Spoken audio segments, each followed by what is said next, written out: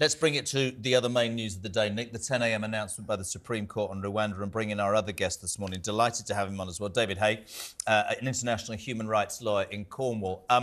Let's talk about what today means, David.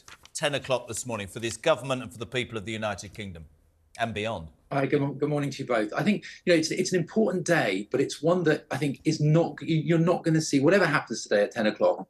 You're not going to see people on flights to Rwanda anytime soon. I think that's one thing that's certain today, and it's an important day. I think more politically than it is for actual, in terms of human rights or in terms of actual changes in our asylum system, because even if the government win, it will end up in the European courts. And if the government lose, well, that's even more of a disaster. So win or lose, there's little will change, I think, in the immediate term. Peter? David's absolutely right. This is much more of a political row.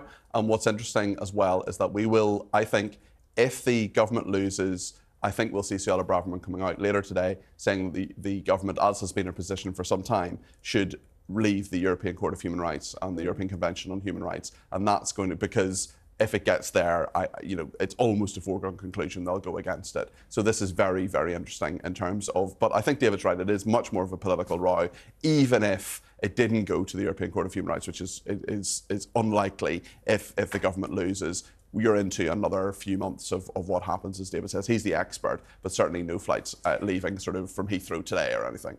David, you're an international human rights lawyer. What are the human rights concerns about Rwanda? What are we going to be discussing? Yeah, I think, well, when you look at it across and how it's been reported, it's all been made very, very complicated, but it's down to one very simple thing on this case. And this case is several individual asylum seekers together with the point in principle. And it's whether or not our Court of Appeal found against the government in the majority.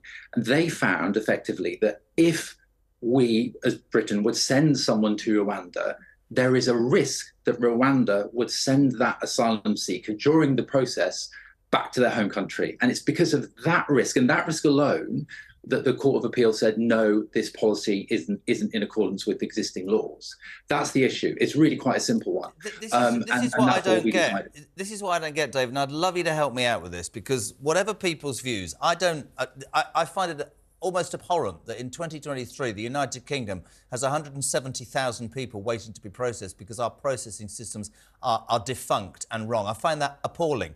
And then I look at the numbers, even if Rwanda works, whether I'm a fan or not, 500 at maximum. And then you just said that even if we send them, then there's a concern that Rwanda would send them somewhere else. Why are we not just taking the decision in this country? Why are we relying on somebody else? Why don't we get ourselves together and make a decision as a country?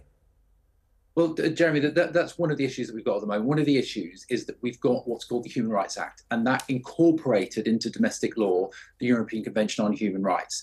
And now the government, under Boris Johnson and other previous governments, they wanted to essentially get rid of the Human Rights Act and replace it with a Bill of Rights.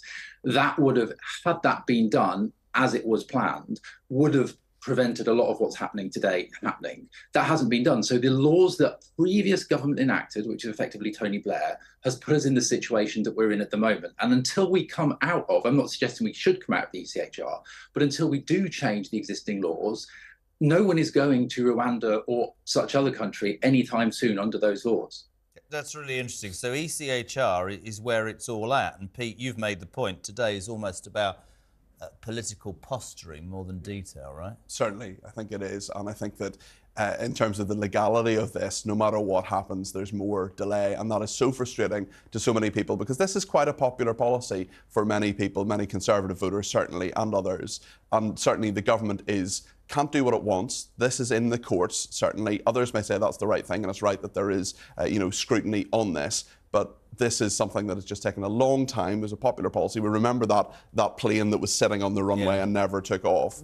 But at the same time, this raises the spectre again of a big and popular policy for the Conservatives. But Suella Braverman trying to make it her own and trying to say that Rishi Sunak doesn't really believe in it. That's what her letter said yesterday. It was very popular within the party, perhaps, but I think in the wider public, there's a significant number of people who thought that this plan was inhumane, There's a significant abhorrent. number, but there's still a lot of support for it in the public, even Within... without Conservative voters. But you're absolutely right. There are concerns from a minority of people, certainly. But if you poll on this, there is a lot of people who say that it's the right thing. Inhumane, but my point is different. My point is, why are we just putting 500 people in Rwanda? Why can't we get our own house in order? Why can't we get a processing system that says that we won't have 170,000 migrants, be they illegal or refugees, sitting waiting to come into this country? I don't get that. And that's the real issue. In terms of people going to Rwanda, we're talking about 200 or 300 people. We're talking about a very small number of people. But this has become a sort of symbolic